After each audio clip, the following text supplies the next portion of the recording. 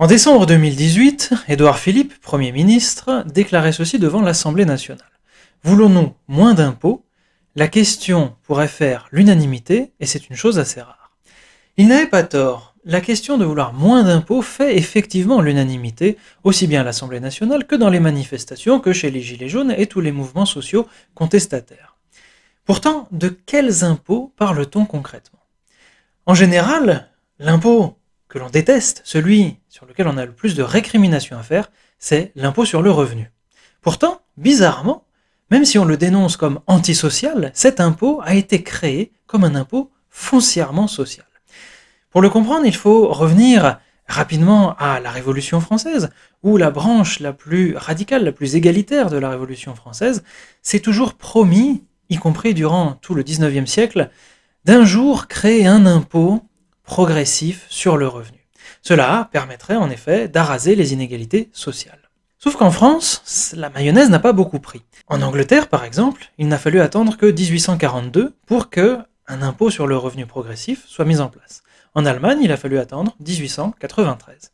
En France, c'est seulement en 1894 que se pose vraiment, pour la première fois de façon très sérieuse, la question d'un impôt progressif sur le revenu, notamment sous la houlette de Jean Jaurès. Pourtant, les débats sont houleux, une majorité de gens est défavorable à l'impôt sur le revenu, ne serait-ce que comme concept, et il faut attendre 1907 pour que l'Assemblée nationale vote en sa faveur.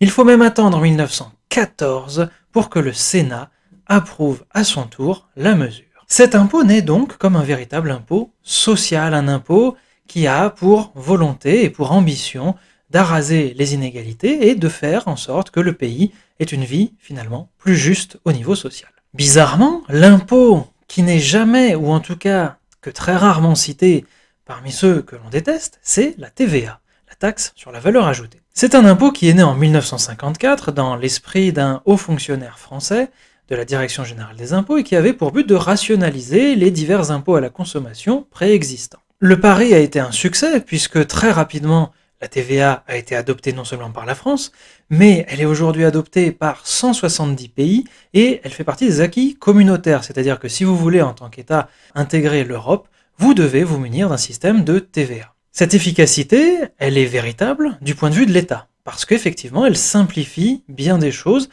Simplement, elle a une différence par rapport aux taxes sur la consommation qui préexistaient. Les précédentes se rapportaient aux entreprises, tandis que la TVA est directement facturée sur le consommateur. Et la TVA est une manne financière colossale. Elle représente le double des recettes pour l'État par rapport à ce que rapporte l'impôt sur le revenu. Mais surtout, du point de vue des consommateurs, la TVA représente 16% des prélèvements obligatoires contre seulement 7% pour l'impôt sur le revenu. En d'autres termes, la TVA coûte 2 fois plus cher aux citoyens que l'impôt sur le revenu. D'autre part, la TVA s'applique de façon égale, quel que soit le niveau de vie du citoyen auquel elle s'applique. De cette manière, les 10% des ménages les plus modestes consacrent 16% de leurs revenus à payer la TVA, tandis que les 10% des ménages les plus aisés ne consacrent que 8% à payer cette même TVA.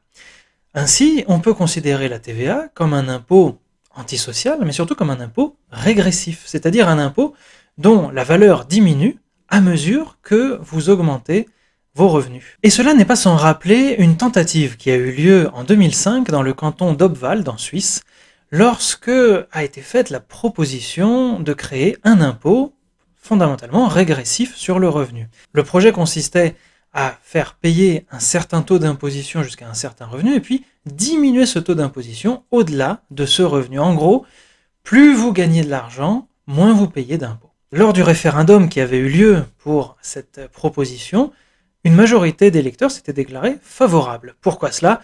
Eh bien tout simplement pour faire du canton d'Obwald un petit paradis fiscal légal. Sauf que 2 ans plus tard, le tribunal fédéral suisse a rendu un avis opposé à la création de cet impôt régressif parce qu'il allait contre les principes mêmes de la Constitution, concernant notamment l'égalité entre les citoyens et la progressivité de l'impôt, c'est-à-dire qu'on contribue d'autant plus qu'on a d'argent. Ce qui peut sembler fondamentalement logique. Le canton d'Obwald s'est fait retoquer par le tribunal fédéral suisse parce qu'il proposait un impôt régressif et parallèlement à cela, en France, la taxe sur la valeur ajoutée, mais dans les autres pays également, s'applique alors qu'elle a toutes les caractéristiques d'un véritable impôt régressif. Ainsi, lorsqu'on se pose la question des impôts, et de leur caractère antisocial, il faut peut-être changer d'adversaire.